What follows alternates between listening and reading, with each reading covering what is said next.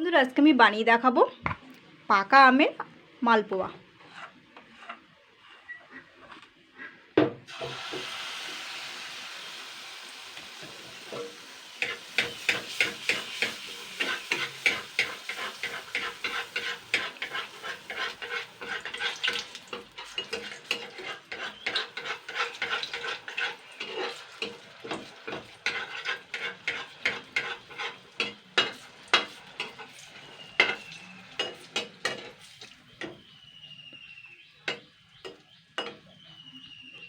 নমস্কার বন্ধুরা, আমি Priyanka. Welcome back to my channel. বন্ধুরা আজকে আমি বানিয়ে দেখাবো পাকা আমের মালপোয়া রেসিপি।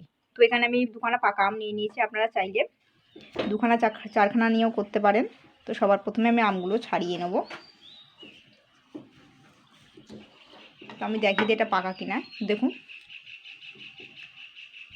তো এবার আমি আমগুলো সুন্দর করে ছাড়িয়ে নিয়ে আমি কিন্তু আমের পাল্পটা নিয়ে নেব, ঠিক আছে। তো বন্ধুরা পাকা আমটা ছাড়াবেন তো তার একটা সিস্টেম আছে। তো সবার প্রথমে আমি কিন্তু ঘষানি দিয়ে ঘষে নেব আমটাকে, এর মধ্যে যেন কোনো রকম সুতো সুতো না থাকে, সেইভাবে পাল্পটা বার করতে হবে। এবার এই ঘষানিটা দিয়ে আমি সুন্দর করে মিহি মতন করে নেব।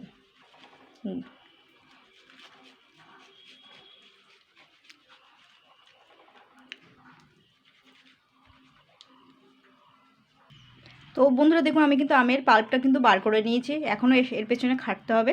তো যাই হোক, এখানে আমি কিন্তু দেখুন এখানে কিন্তু 2 কাপ পরিমাণ চালের গুঁড়ো আছে আর 1 কাপ পরিমাণ ময়দা আছে নিয়েছি মালপোয়ার জন্য।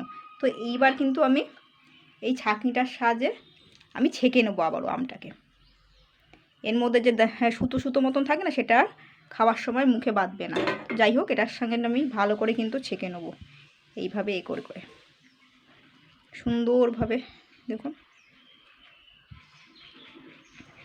আমটাতে তো একটু টক টক ভাব আছে, একটু পুরোপুরি এখনও মিষ্টি না আমটা। তো পাকা আমের যেরকম গন্ধ হয়, তো খুব সুন্দর একটা গন্ধ বেরিয়েছে। আর আপনারা যদি মনে করেন এতে একটু এলাচ গুঁড়ো দেবেন, সেটা দিতে পারেন। তো আমি দেবো না, যেহেতু পাকা আমের গন্ধ খাওয়ার সময় একটু বেরোবে, ভালো লাগবে। দেখুন আমের গুল্লিগুলো বেরোচ্ছে। তো এখনও করতে হবে হাত দিয়ে দিয়ে। তো বন্ধুরা দেখুন আর কিন্তু হচ্ছে না। তো এইগুলো আমি বাদ দিয়ে দেবো। এবার আমি এখানে ঘন করে জাল করে রাখা 1 কাপ পরিমাণ দুধ নিয়ে নিয়েছি। আর এতে দেবো কিন্তু আমি 1 কাপ পরিমাণ চিনি। চিনিটা একটু বুঝে শুনে দেবেন, যেরকম মিষ্টি খাবে। আর দিচ্ছি এখানে 1 চামচ, এটা হচ্ছে নুন। 1 কাপ পরিমাণ চিনি নিয়েছি আর 1 চামচ সমান নুন নিয়েছি। তো এবার আমি ভালো করে হাত দিয়ে আগে মেখে নেব। জল প্রয়োজন পড়লে আমি দেবো, নাহলে দেবো না। ভালো করে মেখে নিতে হবে কিন্তু। আপনারা চাইলে এলাচগুলো চাইলে দিতে পারেন, আমি দেবো না, ঠিক আছে। তো আমি ভালো করে কিন্তু মেখে নেবো, কিন্তু এর মধ্যে যেন কোনো রকম গুটি গুটি না থাকে। তো বন্ধুরা আমি কিন্তু এটা একটু বেকিং পাউডার মেশাচ্ছি 1 চামচ। দেখুন এটা বেকিং পাউডারটা দিয়ে কিন্তু আমি ভালো করে মিশিয়ে নেব। তো আমি দেখিয়ে দিচ্ছি, দেখুন বেকিং পাউডার নিয়েছি ফাবানোর জন্য, ঠিক আছে। এটা দিয়ে আমি ভালো করে ফেটিয়ে নেব। তো আমি দেখলাম যে এতে কিন্তু আর দেওয়ার দরকার নেই জল। এমনি চিনিটা দিয়ে জল বেরিয়েছে, আমটা দিয়ে জল বেরিয়েছে, তার মধ্যে আবার দুধ দিয়েছি, ঠিক আছে। আরও কিন্তু পাতলা হয়ে যাবে। তো যাই হোক, আমি ভালো করে ফ্যাটিয়ে নিয়ে আমি আরও 3 মিনিট মতন ফ্যাটিয়ে নিয়ে আমি কিন্তু ঢেকে রাখবো 10 মিনিটের জন্য।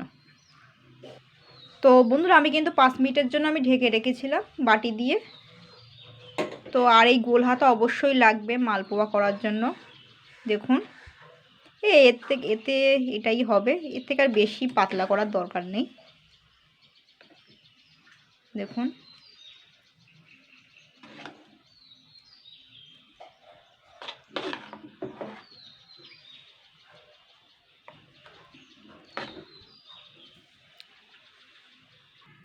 তো বন্ধুরা দেখুন তেলটা কিন্তু গরম হয়ে গেছে। রিফাইন্ড অয়েল তেল দিয়েছি বেশ খানিকটা পরিমাণে। আর ব্যাটারটা দেখুন ঠিক এরকমই থাকবে, স্মুথ।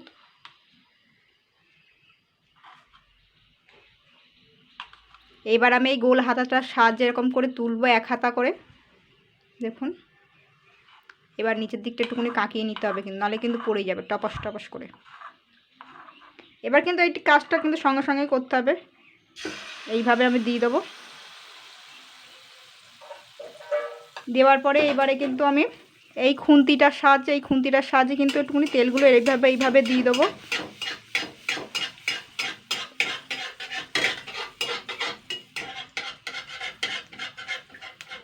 দেখুন ফুলছে আস্তে আস্তে।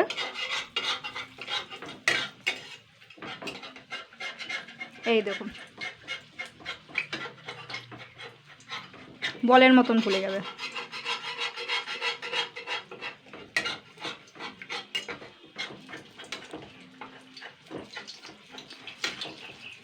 আঁচটা কিন্তু জোরেই থাকবে।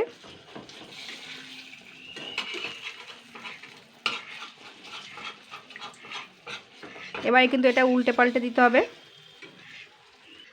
দেখুন আমি উল্টে দিয়েছি। তো এটা কিন্তু হয়ে গেছে। এবার আমি এটা তুলে নেব।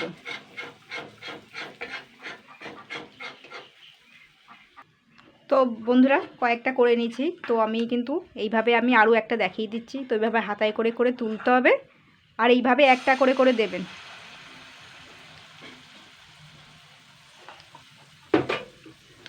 এইভাবে একটুখানি তেলটা একটুখানি ওপর দিয়ে ছড়িয়ে দিতে হবে। ছড়িয়ে দিলে ফুলে যাবে।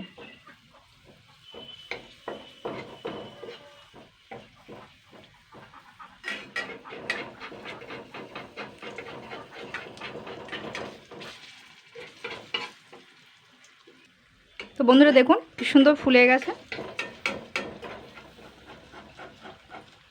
এবার কিন্তু এটা উল্টে পাল্টে কিন্তু ভাজতে হবে।